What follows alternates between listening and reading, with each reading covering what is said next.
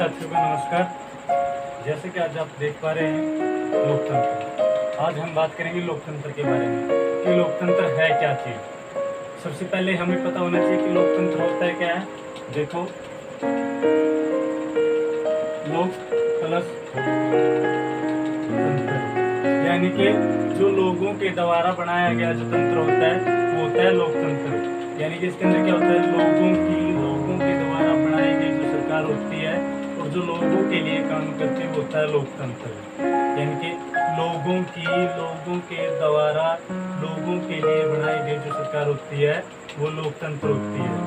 लोकतंत्र में और राजतंत्र में, जैसा पहले भी हमने एक वीडियो में बताया था, जिक्र किया था कि लोकतंत्र में और राजतंत्र में क्या डिफरेंस होता है। ठीक है, लोकतंत्र जैसे हमने बताया क्या है, लोगों के द्वारा जो तंत्र होता है, जो रास्ता होता है, जो लोगों के द्वारा राज किया जाता है। ठीक है, वही होता है राज में। ठीक है, राज प्लस तंत्र, यानी कि इसमें क्या होता है, एक राजा होता है। ठीक है, जो एक राज होता है उसके द्वारा पूरा देश चलाया जाता है। उसके जो उस देश के जो कानून होते हैं वो सिर्फ एक ही राजा बनाता है। उसमें पब्लिक का कोई ध्यान नहीं होता। उसमें जो आम जनता होती है उसके बारे में कुछ नहीं सोचा जाता। जो राजा के मन में आती है वही वो करता है। अब मैं आपको एक छोटा सा उदाहरण देता हूँ कि जो लोकतंत्र में और जो राजतंत्र में अंतर, ठीक है, वो हम एक अच्छे तरीके से कैसे समझ पाएंगे। एक बार जो अकाल पड़ा था, वो अकाल पूरे विश्व ने लगभग उस अकाल का दंश सहन किया था। और उसमें क्या था, उस समय सूखा पड़ गया था। जब भारत में और चीन में कोई ज्यादा फर्क नहीं था उस समय, लेकिन उसके बाद भी चीन के अंदर बहुत ज्यादा लोग मरे थे।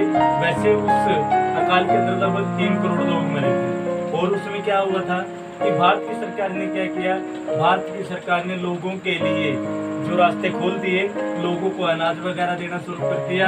लोगों के लिए भारत की सरकार ने अनेकों कदम उठाए, जबकि चीन की सरकार ने ऐसा करना उचित नहीं समझा और चीन में उस समय भारत से ज़्यादा लोग मारे गए थे। तो उसी प्रकार से अगर हम बात करें लोकतंत्र के फायदे क्या होते हैं, लोकतंत्र के फायदे क्या होते हैं, सबसे पहला जो लोकतंत्र का फायदा होता है वो क्या होता है, भेदभाव। जो आपसी भेदभाव जो होता है, जो लोगों के अंदर भेदभाव होता है, जैसे रंग भेद, जाति का, लिंग का, जो इस आधार पर जो भेदभाव किए जाते हैं वो भेदभाव बिल्कुल लगभग खत्म ही हो जाते हैं।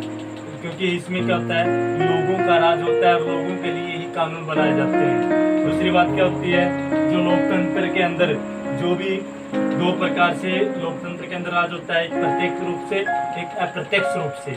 जो प्रत्यक्ष रूप से होता है उसमें देखिए आप क्या डिफरेंस होता है, एक होता है प्रत्यक्ष और एक होता है इसके आगे अ लग जाता है, अप्रत्यक्ष। इनमें क्या डिफरेंस होता है, जो प्रत्यक्ष होता है उसमें क्या होता है कि आम जनता सीधा जिसको चुनती है, यानी कि आम जनता अपने मताधिकार के द्वारा जिसको चुनती है वो होता है प्रत्यक्ष। और उसके बाद क्या होता है, जो जनता के द्वारा चुने गए प्रतिनिधि होते हैं वो फिर आगे चुनते हैं, उसको बोलते हैं अप्रत्यक्ष। जैसे अगर हम किसी विधायक का या सांसद का चुनाव करते हैं तो उसमें क्या होता है, वो होता है प्रत्यक्ष, यानी कि उसको आम जनता, यानी कि आप और हम उसको जो वोट डालते हैं उसको खुद चुनते हैं।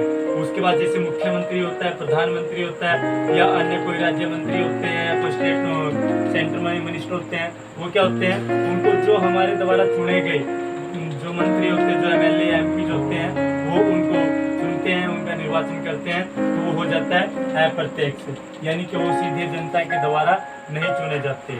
और इसी प्रकार से हम अंदाजा लगा सकते हैं कि जो सरकार होती है लोकतंत्र के अंदर, जो सरकार होती है वो जनता के प्रति और संसद के प्रति जवाबदेह होती है। किस किस के प्रति, सबसे पहला होता है संसद, ठीक है, यानी कि जहाँ पे कानून बनाए जाते हैं, जहाँ पे बिल पास किए जाते हैं, जहाँ पे लोगों के फायदे के लिए कानून बनाए जाते हैं, किसी भी देश की उन्नति के लिए, उद्धार के लिए जो कानून बनाए जाते हैं वो होती है संसद। संसद और जनता के प्रति वो नेता उत्तरदायी होते हैं, यानी कि उनको जवाब देना पड़ता है। और जैसे हम नॉर्मल बात करें, अगर कोई सरकार अच्छे से काम नहीं कर रही तो अगली बार हम उसको वोट ना दें और उस सरकार को गिरा सकते हैं। तो इसी कारण इसका एक सबसे बड़ा फायदा ये भी है कि जब लोग इस चीज़ को देखेंगे कि यहाँ पे अगर कोई सरकार काम नहीं कर रही है तो उस सरकार को गिराने के लिए लोग उसके खिलाफ वोट करेंगे। और लोगों का वोट लेने के लिए जो प्रतिनिधि चुने जाते हैं, जो सरकार होती है वो अच्छे से अच्छा काम करना पसंद करेगी। वो चाहेगी कि आगे भी हम राज करें, आगे भी हमारा ही शासन हो। इसलिए इसका फायदा ये भी है कि वो लोगों की जो मांगे होती हैं उनके ऊपर ज़्यादातर ध्यान देंगे। ये देखिए, मैंने जो बताया था आपको, वो जनता के प्रति भी और संसद के प्रति भी उत्तरदायी होती है।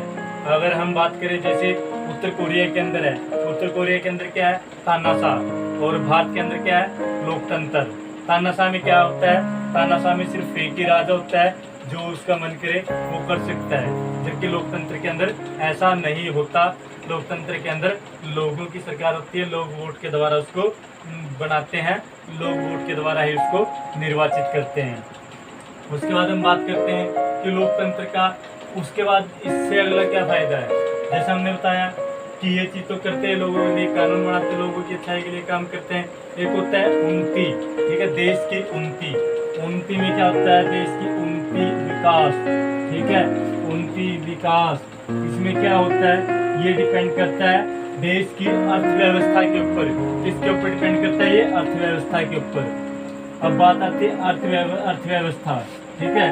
अर्थव्यवस्था किसके ऊपर डिपेंड करती है, जो सरकार अपने बजट में, ठीक है, या अपने काम करने के उसमें जिसको पहल देती है उसके ऊपर अर्थव्यवस्था टिकी होती है, जिसको हम जीडीपी बोलते हैं।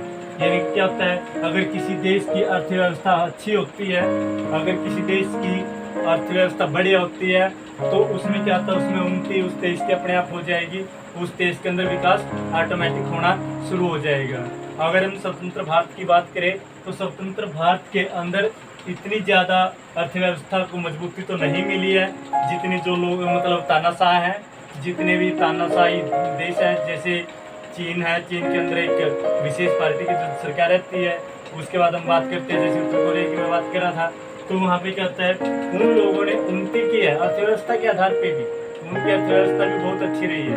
लेकिन उसको देखते हुए अगर भारत की अर्थव्यवस्था की बात की जाए, भले ही उनसे कम रही है लेकिन उनसे अच्छी रही है।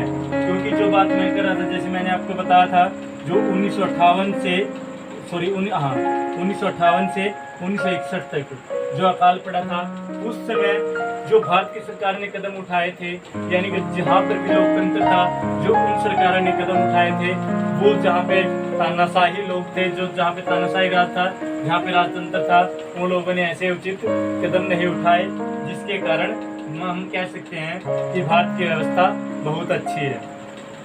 उसके बाद हम बात करते हैं कि लोकतंत्र की आवश्यकता क्यों पड़ी, यानी कि लोकतंत्र की आवश्यकता क्या थी।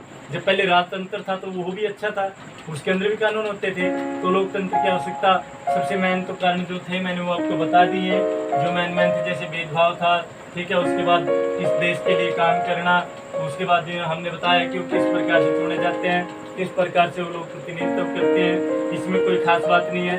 अगर हम बात करें तो लगभग कक्षा 6 से ये बातें शुरू हो जाती हैं कि लोकतंत्र क्या होता है, उसके अंदर उसके क्या परिणाम है, या उसके क्या फायदे हैं, उसके क्या नुकसान है।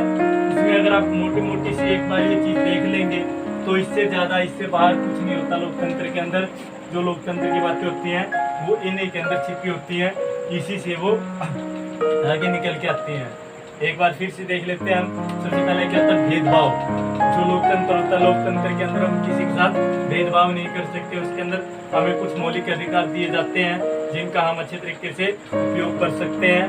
उसके बाद बात करते हैं हम जो प्रत्यक्ष हो रहा है, प्रत्यक्ष लोगों के द्वारा ही चुने जाते हैं, यानी कि कोई ये नहीं है कि अगर एक राष्ट्रपति बन गया तो आगे उसका लड़का ही राष्ट्रपति होगा, यानी कि पीढ़ी दर पीढ़ी जिसको हम पैतृक कह सकते हैं उसको बिल्कुल खत्म कर दिया। इसमें क्या होगा, लोगों के द्वारा, लोगों के चुने हुई लोगों के लिए सरकार बनाई जाएगी। उसके बाद देश की उन्नति के लिए काम करेंगे, देश के विकास के लिए काम करेंगे, देश की अर्थव्यवस्था को सुधारने के लिए काम करेंगे। और जो संसद के अंदर जो कानून बनाए जाते हैं, तो इसी कारण संसद के अंदर जैसे कानून बनाए जाते हैं और जनता उनको वोट देती है, तो इन दोनों के प्रति लोकतंत्र में जो सरकार होती है वो जवाबदेह होती है। इन दोनों के प्रति वो उसको जवाब देना पड़ता है ताकि वो कुछ भी गलत ना कर सके, कोई भी गलत कदम ना उठा सके।